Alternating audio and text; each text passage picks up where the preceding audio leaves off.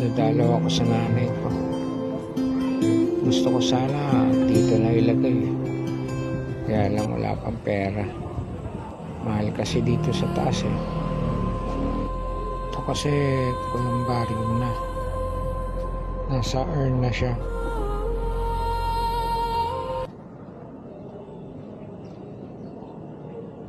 Dami pa rin kasing proseso. I-cremate ka. At syempre yung pambayad din dun. Medyo malaking halaga ang magagastos. Tingin ko isang problema dito yung kapag mainit. At syempre siguro yung kapag maulan. Pero mahangin naman dito. Malamig. May lilim din. Kakatakot ang pagkagawa nito kasi syempre paglindol. Huwag naman po sana.